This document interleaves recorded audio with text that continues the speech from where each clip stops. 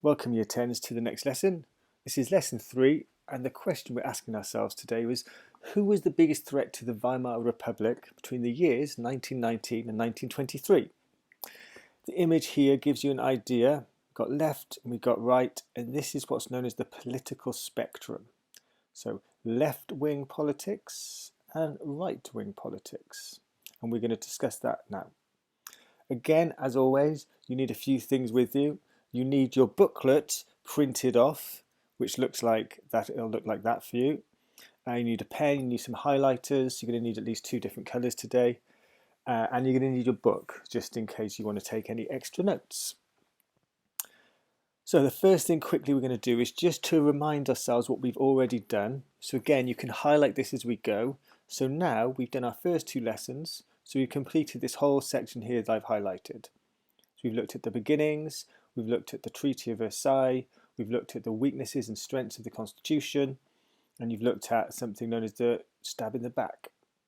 Today we're looking at this section here, the political challenges, and we're going to go just to about here. So it's just this first sentence we're looking at today. This is a picture that we looked at, I think, briefly at the end of last lesson, along with this picture.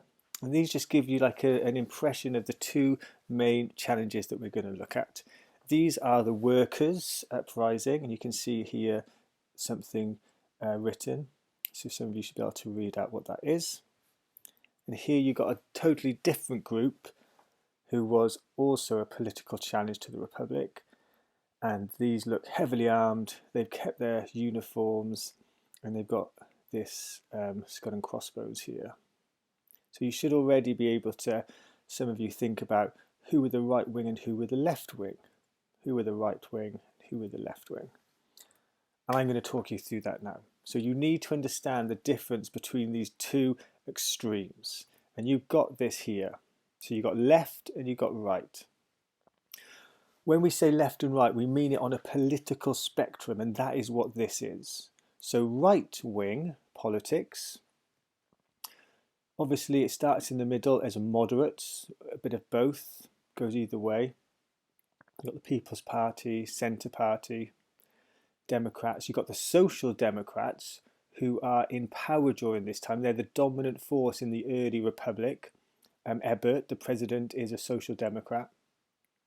Then you've got the extreme left, which means like very left. And these are the communists. And you've got the extreme right, which are the nationalists, but also obviously turning into the Nazi party eventually, that comes to dominate Germany. So at the 2 very extremes, you've got the Communist Party, the KPD, and you've got the Nazi Party, the NSDAP. Don't worry about all these kind of letters and acronyms. You don't really need to know them. You just need to know there's this difference between the right wing and the left wing. And we've got it here. So the left wing tend to be supported by the workers and some middle class people. The right wing tends to be supported by the wealthy, the landowners, the army tend to also support them. And if we put our pictures there, so that's a picture of the workers armed in something known as the Spartacist uprising, which we're going to look at first today, and they're on the left wing.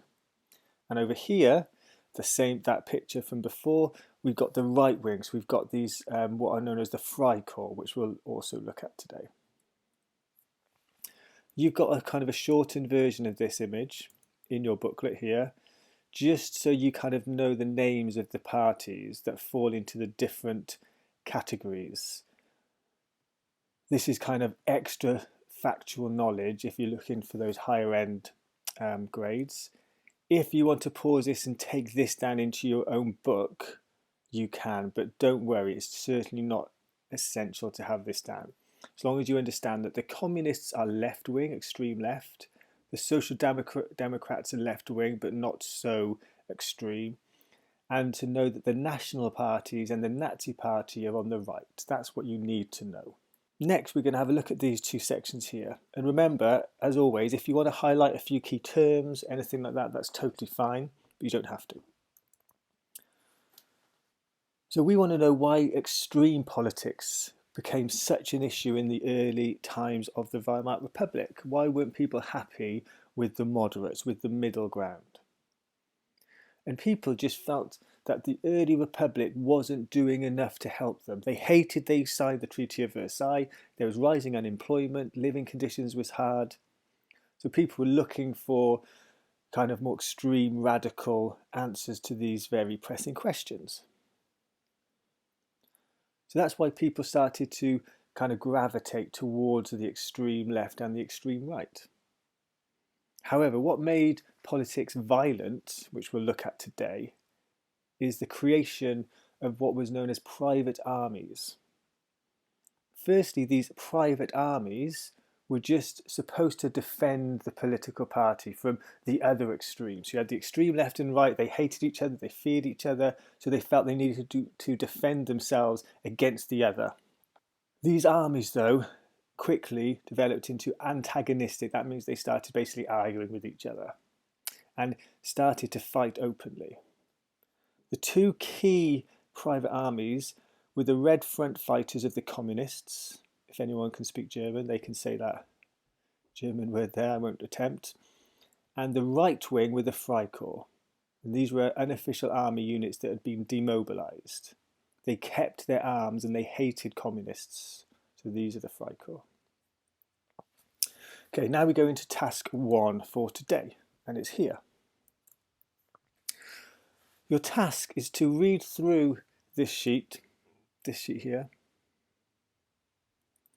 and you're just going to try and highlight some key factual information that you think really helps explain what the different sides wanted, what the right wanted and believed in, and what the left wanted and believed in. So for instance, I've got this here. This is what you've got at the top. So what did the right-wing political parties in Germany want, and what did the extreme right-wing parties in Germany want? Your job is to read through this section and to highlight just the key bits of information that you think explain what they wanted, what their beliefs were, what their view was of Germany. And also you've got the left wing, so exactly the same. And you're trying to find differences. So remember, they're both on the very extreme sides of the political spectrum, so they're going to want almost opposite things. So you want to find out what those differences are. So you need to read through these 4 sections and highlight the key information of Ames' beliefs. Now, if you want to do this totally independently, now is the time to pause the video. So pause the video, read through it yourself, and then highlight key information, and then restart the video. If you want a little bit of a guidance, I've got some things highlighted, so we'll move on to the next slides. But again, if you want to do this totally by yourself, and I recommend you give it a go, pause the video now, please. Right, I've done a few for you. So I would say you don't really want much more highlighted than this. It's really important you don't end up highlighting everything. It's very easy just to highlight everything because you think it's all important. But the trick is to try and highlight what you think is the most important stuff. So I've said we're looking at right-wing politics. And one really important thing is they want a strong government, a government that's strong and kind of gets what it wants and tells people what to do. They believed in something known as capitalism. And I've given a description of what that is. They think private people should own industry for profit. The country we live in today is a capitalist country. You can own a business, you can own a shop, a factory or whatever, make goods, sell the goods and make profit from it. We think that's totally fine. Right wing tended to be nationalists, so I've highlighted that. What that means is they think the needs of the country are more important than the needs of the individual. The other things important about them is that they believe in traditional values. So they like things to stay the same. They're conservative. They don't like change. They want traditional values in society, which means, a woman stays at home, man goes to work, politics is run by men, the workers work, the owners make money. Societal structures. Think about the feudal system that you did in year 7. And the extreme right-wing parties, one thing you need to know about them is they hated communists. They feared them. They felt they threatened values, and this is important as well. They wanted to reverse the Treaty of Versailles, and they were supported by the law and the military. So the judges and the legal people and the military, they supported them. So that's really important for later on. And I've done the same with the left-wing politics. So they wanted rapid change in society. Remember, right-wing, they wanted things to stay the same. So you could highlight don't like change as well if you wanted. Whereas left-wing, they wanted rapid change. They wanted an equal society. They didn't want the old system to stay as it was. They opposed capitalism, so there was the opposite.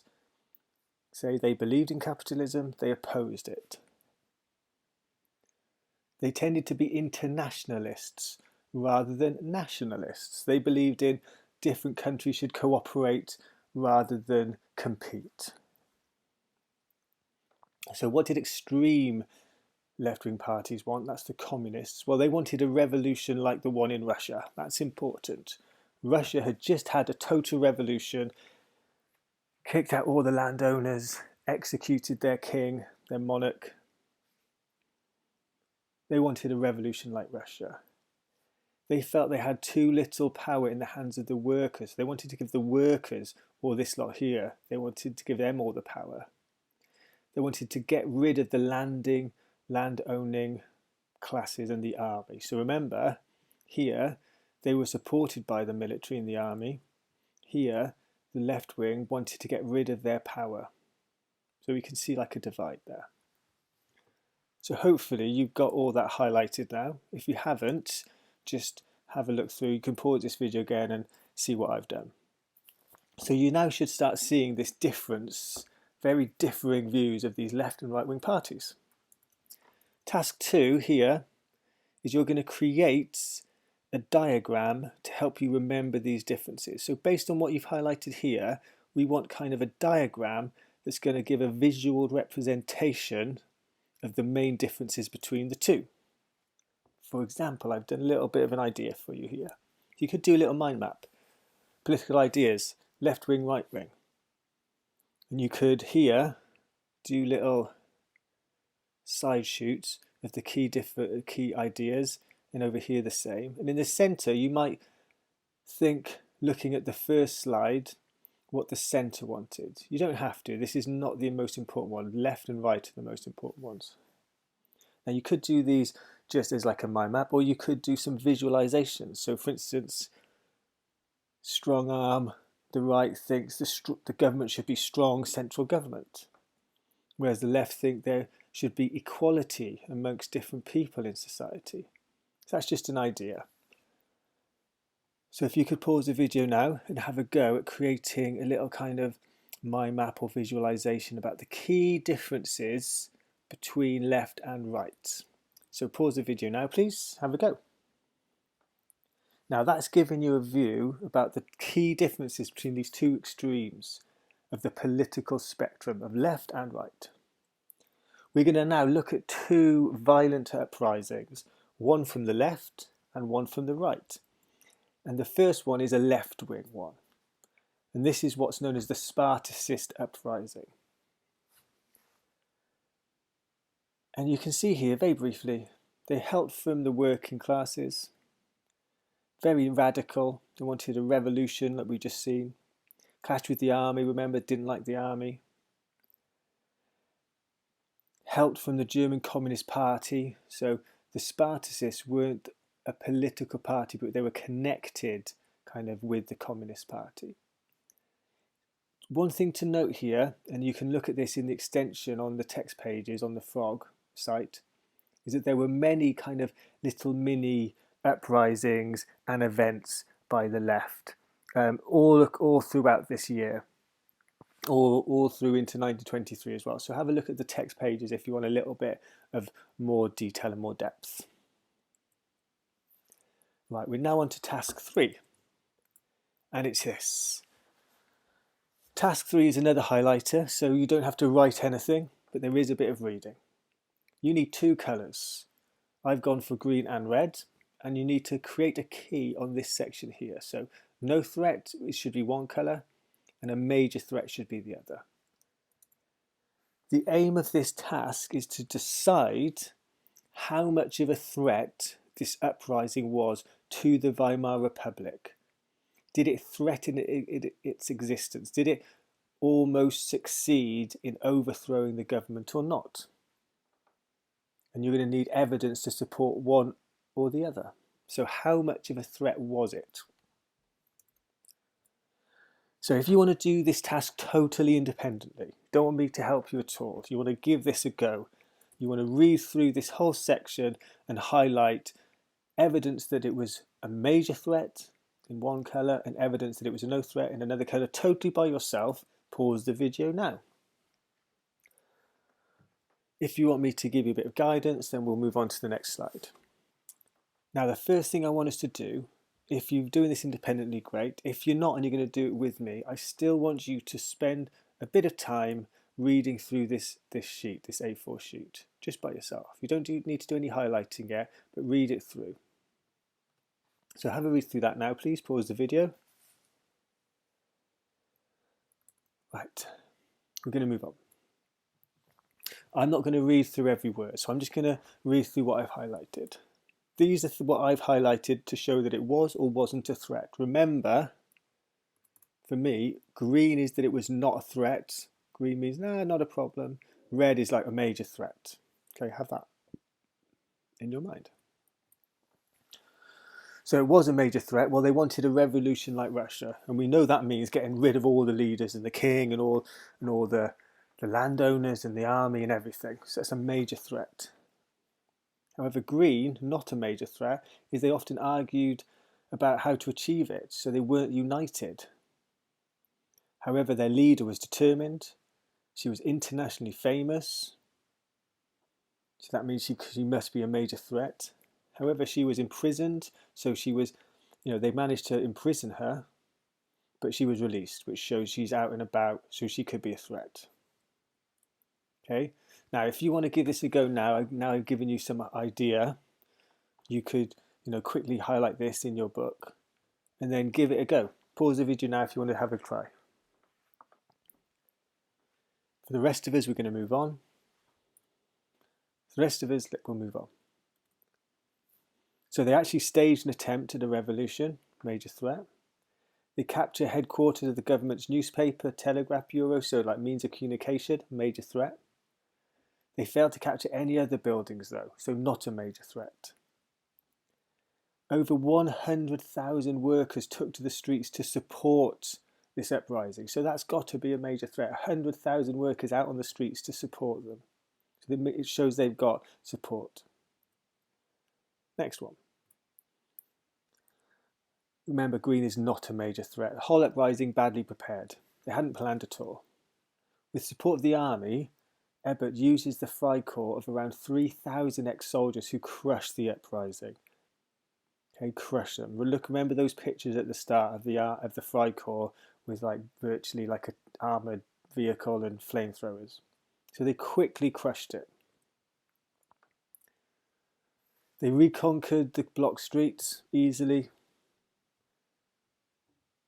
Two main leaders were arrested, so they got their main leaders, including Rosa Luxemburg, this determined and famous communist. And both those leaders were murdered by the Freikorps. So they not only arrested them, but their main leaders of this communist uprising were murdered, and so the communists were left without any real leaders. Okay, so really important. So it just shows they weren't a threat anymore. Now this is just the key takeaways that I've done. And again, if you want to pause this video and take these into a book, you're more than welcome. Again, I'm not going to talk through them all now because it's what we just talked through. So hopefully now you have got this piece of paper, this sheet, all highlighted in with the two different colours. Again, if you haven't and you want to rewind this video, click back a few times to take what I've done down, or if you want to add some stuff, absolutely fine. Now we go to task 4. There's 4A and 4B. 4A, really easily, done this a lot in lessons, it's an opinion line. And you need to mark where you think the threat should lie. So, no threat at all, major threat. Have a look through your sheet and think, were they a major threat? Did they virtually succeed in taking over the government? Or were they no threat at all? Or were they somewhere in between that? So you'd make your mark on your sheet, literally just a little line anywhere that you think it should go. I'm not going to tell you because it's really down to what you believe. Now, there's 2 ways you can approach the next section. So pause this video now to make your mark, have a little think where you want to make it. Next, there's this task 4B, or there's an alternative, and that is also can be an extension task. So I'd like everyone to give this a go, but obviously if you really feel unable, you can go to the alternative instead. So this is when you justify the threat level decision. So this is explaining why you've made your mark where you've made it, based on your evidence from this sheet. So here you would simply write a paragraph explaining why you thought it was hardly a threat at all, or quite a threat, or a little bit of a threat, or a major threat, using the evidence basically that you've highlighted here. Remember, give a balanced answer. So don't just talk about one side or the other. Explain in a more kind of coherent and balanced way why you've made that decision. Alternatively, you create a visual mind map like timeline of the events. So this is a written task to justify your threat level decision. The alternative task, or an extension task if you want to do both, is to create like a timeline. So you could create it like a snake like that, starting at the beginning of the uprising, what the background was, all the way through to the events, ending with the murder of the 2 leaders. So that's your task. Justify, timeline, or both.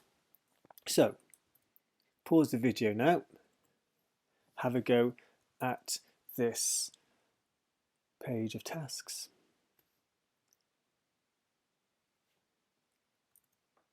Great, now we'll move on.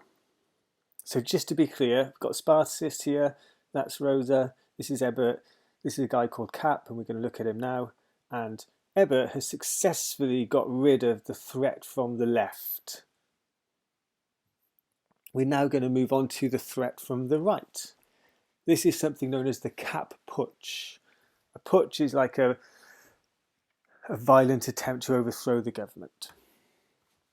There's a little bit about what the problem was. Remember, this is right wing, so this has got the support of the army. They hated the idea that they were stabbed in the back. They were supported by the Freikorps, who were right wing. And we're going to look at this, and we're going to do exactly the same thing again. So you should feel more confident now of what you need to do. It's exactly the same thing again. Use the same colour scheme. And again, if you want to have a go at this now, pause the video. For the rest of us, we'll have like a little go together. So pause the video if you want to do this independently. Okay, and again, I'm not going to read through every word, but I do expect you lot to have read through this in its entirety before you start highlighting. So I really recommend you pause this video again and just read through, even if you're going to do the highlighting with me. So pause the video and have a read. Okay, so this is what I've done. Many people in Germany were unhappy, but army was the most important. So the army was unhappy with the government. It's a bit of a threat. These ex-soldiers kept their weapons and formed unofficial armed right-wing groups. Major threat. Their numbers reached 250,000 by March 1919. Massive threat. Not a massive threat. Well, the government were worried about the influence and asked them to split up. So they're dealing with the problem. Just asking them to split up. Now, if you want to have a go at the rest, pause the video now. For the rest of us, we'll move on. Again, I'm not going to read through it all. This is what I've done, so lots of red here. So we've got 5,000 Freikorps are sent into Berlin and declared a new national government. So in response to them being asked to split up, they basically say, no chance, this guy Wolfgang Kapp, who's a right-wing politician, he gets 5,000 Freikorps into Berlin to declare a new national government. Now the army, remember, support right-wing, and they refused to act on the order to shoot the Freikorps, and so didn't stop them. So the government tells the army, you need to stop this uprising, and the army said, no, we're not going to get involved. So major threat. Worse, some of the German states, so different areas of Germany, go along with the putsch and set up their own right-wing governments. And many high up in the navy and army also supported them. So a major threat. Now this is a little bit different, so you've got a lot of green here. So, major threat, the government and Ebert actually have to do a runner from Berlin, go to Dresden. They're not safe in Dresden, so they have to run to Stuttgart. So they're kind of being driven around the country. However, not a major threat. Turns out that many of the military leaders, civil servants and other important people didn't support the putsch, so didn't support Kapp. So not a major threat. As the army would not actively resist the putsch, so again you show the army is with the putsch, with Kapp, so that's a serious problem for the government. So the government instead asks the workers to help. This is when the left and right is important, because remember, Ebert is a social democrat. The social democrats are left-leaning, so they're on the left side, and it's the workers that support the left. The army supports the right, hence not resisting it, but the workers support the left. So the workers were asked to go on strike, a general strike to stop this military dictatorship, and they supported this strike. 12 million Germans took part. If you remember the 100,000 workers that helped the Spartacists, well, Ebert and the Social Democrats get 12 million Germans to help. The result was Kapp realised this is not going to work. He fled to Sweden. He later returned to Germany and died in prison awaiting his trial. So not a major threat. He's imprisoned and he actually dies. Again, here is the kind of key takeaways for you. If you want to pause this video, take these down, you can. But all this process that we've done, all this highlighting really is just leading us to this. Because this is when you're doing the thinking, bringing it all together. So now this should all be highlighted, 2 different colours. If it's not, pause the video and do it now. Now you need to make a decision, just like you did for the left wing, about if it was a major threat or if it was not a major threat. Was it more of a threat than the Spartacists or less of a threat than the Spartacists? How close did it come to getting rid of the government and succeeding? How much support did it have? Then in here, you need to explain yourself, justifying your decision and basing it on the evidence from here that you've highlighted. So what made you think if it was a major or no threat at all? What are you basing that on? And again, just like before, you've got an alternative or an extension task. And this is creating a timeline of events. You could do this in written form, you could do this visually if you wanted to, however you want to do it. So again, it needs the background, what caused it, the events that actually happened, and what the outcome of it was. So you've got kind of maximum 3 tasks, minimum 2 tasks. So task 6A, 6B, and then this is an alternative or an extension task. Everyone though needs to do task 6A. Okay, so have a go at that now, please. Pause the video. Great. So now we can see Ebert in the middle, looking very serious, has managed to successfully deal with both the threat from the left, the Spartacists, and the threat from the right, the Kapp. Interestingly, he used the right-wing Freikorps to destroy the left, and he used the left-wing workers to destroy the right. So he kind of played them off against each other very successfully, I would say. Now we've got one last thing to do. Just to give you a bit of a wider understanding. So these are two key events we've looked at, but it's important to notice or to recognise that these weren't the only things that happened. There was loads and loads of political assassinations. These are politicians or powerful political players being killed, being murdered. The actual guy who signed the surrender, the armistice, was murdered in 1921. A key politician murdered in 1919. The foreign minister is actually murdered in June 22. And of course we've got Karl and Rosa, who were murdered in 1919. So all of these, and there was many more. Many more. Now this is our last task for today, so there's nothing more after this. Now we want to have a little look at this interpretation. We want to know what we can learn and what this guy Aaron Wilkes believes were the biggest threat. So you've made a decision about left and right wing extremists and how much of a threat they were. And we want to look at this historian and see what he believes.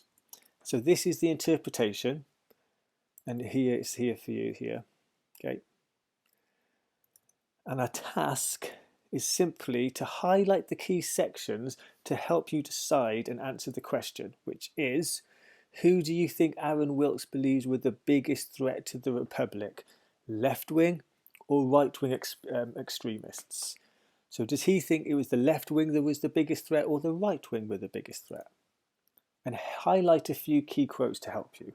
Now, if you want to do this by yourself independently, pause the video now and have a go. Good.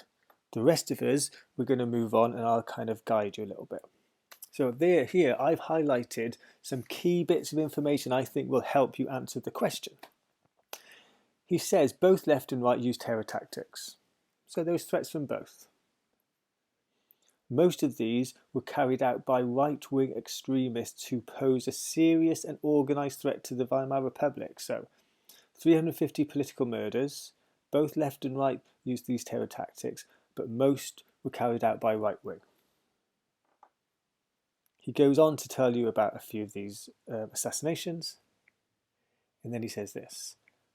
Right-wing murderers were given short sentences which showed the sympathy of the judiciary, so that's the judges and the legal teams, and the influence of the right wing had in Germany. So all these right-wing murderers were given very light, very short sentences. So if you want to take this highlighting down now, you can, onto here. So pause the video now and take this highlighting down. Okay, great. Now, based on what you've just highlighted, you should be able to explain if Aaron Wilkes thinks left wing was the most serious threat or right wing was the most serious threat, using some quotes from the interpretation to help you. Now, I'm not going to do that for you, that's for you to do. So I want you now to pause this video and in here just write down who you think Aaron Wilkes believes were the biggest threat and why. So pause the video now and have a go. Now, a final part of this task is for you to decide basically if you agree with Aaron Wilkes or not. So how far do you agree? And this is an extension task, you don't have to do it, but I recommend you do give it a go. How far do you agree with this interpretation? Use the interpretation and your own contextual knowledge to support your answer. So in here, I've given you a disagree and agree opinion line to help you. So do you agree with Aaron Wilkes? Or do you disagree with Aaron Wilkes that it was the left or right wing as the biggest threat? So I would literally draw a little mark somewhere here, how far you agree or disagree with him.